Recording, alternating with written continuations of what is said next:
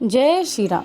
स्वागत है आप सभी का आज की इस नई वीडियो में। साथियों, श्री राम भगवान की कृपा से एवं माँ सीता के आशीर्वाद से हम आपको अपने चैनल के माध्यम से श्री रामचरितमानस का हिंदी सार सुनाने जा रहे हैं। साथियों, अगर आपने अभी तक 7 भागों को ना सुना हो तो आपसे निवेदन है कि सर्वप्रथम जाकर उन वीडियो को भी अवश्य देखें ताकि आप श्री रामचरितमानस का श्रवण और लाभदायी बना सकें।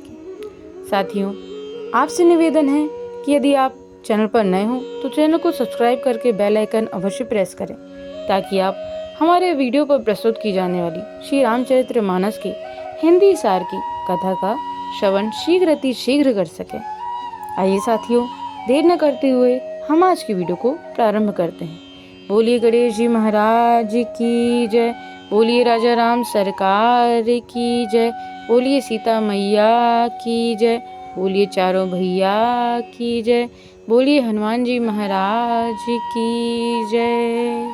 तुलसीदास जी आगे कहते हैं, ब्रह्मा के बनाए हुए इस प्रपंच दृश्य जगत में भली भांति छूटे हुए वैराग्यवान मुक्त योगी पुरुष इस नाम को ही जीव से जपते हैं और तत्व रूपी दिन में जागते हैं और नाम तथा रूप से ही अनुपम अनिर्वचनीय अनामय ब्रह्म सुख का अनुभव करते हैं। जो परमात्मा के गुण रहस्य को यथार्थ महिमा को जानना चाहते हैं वे जिज्ञासु भी नाम को जीव से जपकर उसे जान लेते हैं। यानी लौकिक सिद्धियों के चाहने वाले अर्थार्थी साधक लौ लगाकर नाम का जप करते हैं और अणिमादि 8 सिद्धियों को पाकर सिद्ध हो जाते हैं। संकट से घबराए हुए आर्त भक्त नाम जप करते हैं तो उनके बड़े भारी बुरे संकट मिट जाते हैं और वे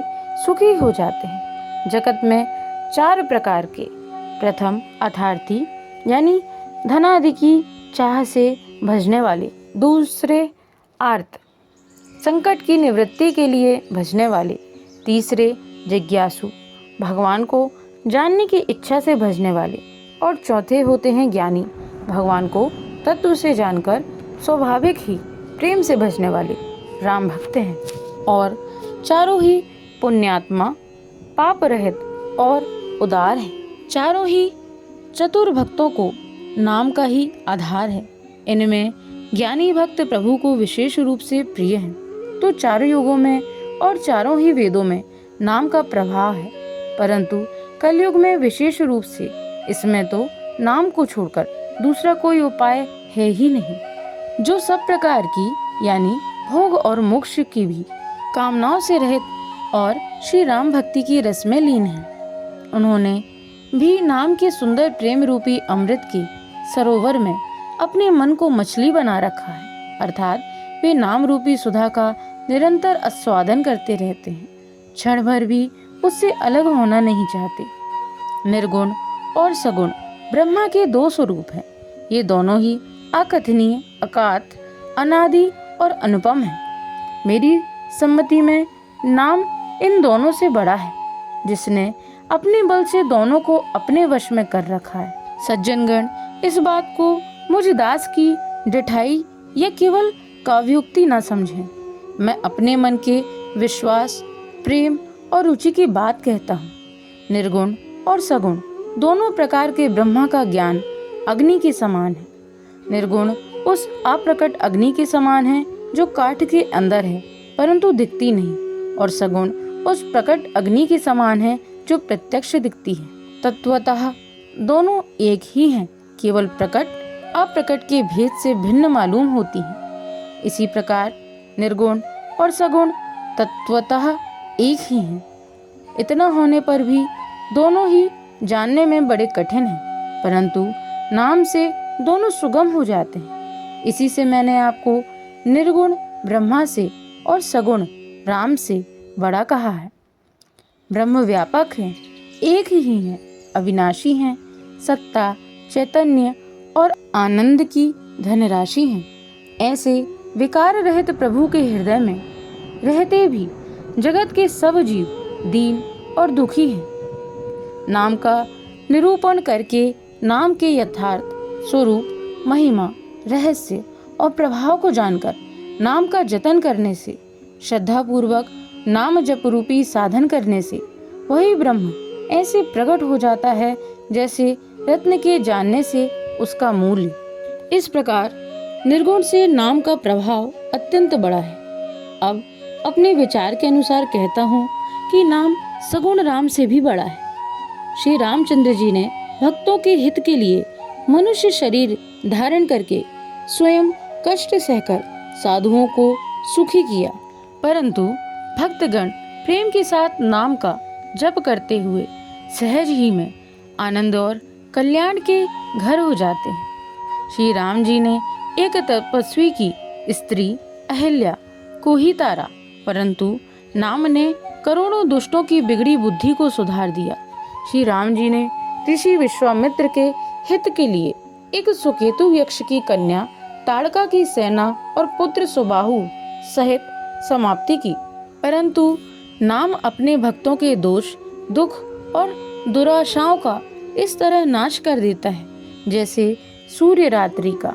श्री राम जी ने तो स्वयं शिव जी के धनुष को तोड़ा, परंतु नाम का प्रताप ही संसार के सब भयों का नाश करने वाला है।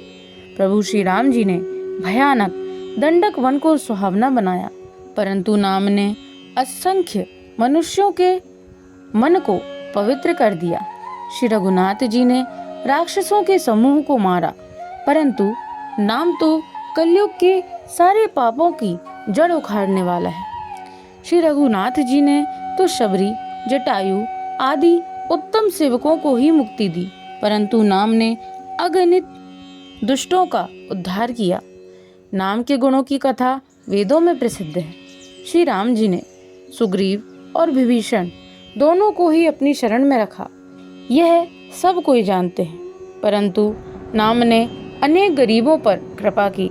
नाम का यह सुंदर विरत लोक और वेद में विशेष रूप से प्रकाशित है। श्री राम जी ने तो भालू और बंदरों की सेना बटोरी और समुद्र पर पुल बांधने के लिए थोड़ा परिश्रम नहीं किया, परंतु नाम लेते ही संसार समुद्र सूख जाता है। सज्जनगण मन में विचार कीजिए कि दोनों में कौन बड़ा है। श्री रामचंद्र जी ने कुटुंब सहित रावण को युद्ध में मारा, तब सीता सहित उन्होंने अपने नगर अयोध्या में प्रवेश किया। राम राजा हुए, अवध उनकी राजधानी हुई। देवता और मुनि सुंदर वाणी से जिनके गुण गाते हैं, परंतु सेवक भक्त प्रेम पूर्वक नाम के स्मरण मात्र से बिना परिश्रम मोह की प्रबल सेना को जीतकर प्रेम में मग्न हुए अपने ही सुख में विचरते हैं। नाम के प्रसाद से उन्हें सपने में भी कोई चिंता नहीं सताती। इस प्रकार नाम निर्गुण ब्रह्म और सगुण राम दोनों से बड़ा है। यह वरदान देने वालों को भी वर देने वाला है। श्री शिव जी ने अपने हृदय में यह जानकर ही 100 करोड़ रामचरित्र में से इस राम नाम को सार रूप से चुनकर ग्रहण किया है। मास परायण पहला विश्राम। बोलिए श्री राजा राम सरकार की जय। बोलिए सीता मैया की जय। बोलिए हनुमत भैया की जय। बोलिए चारों भैया की जय। बोलिए गणेश जी महाराज की जय। साथियों, तो यह थे श्री रामचरित्र मानस के हिंदी सार का 8वां भाग। आशा करते हैं आपको यह वीडियो अवश्य पसंद आई होगी। साथियों, वीडियो पसंद आई हो तो वीडियो को लाइक करना ना भूलें और चैनल को सब्सक्राइब करना ना भूलें एवं इस वीडियो को अपने सभी मित्रों के साथ अवश्य शेयर करें ताकि वे भी श्री रामचरित्र मानस के हिंदी सार का लाभ शीघ्र उठा सकें। साथियों, आपसे निवेदन है, यदि हमसे इस वीडियो को बनाने में कोई त्रुटि हुई हो तो हमें अवश्य ही बताएं। इसके लिए आप कमेंट बॉक्स में कमेंट अवश्य करें। आज के लिए साथियों इतना ही। आपका दिन मंगलमय हो। जय श्री नारायण, जय श्री हरि। राधे राधे।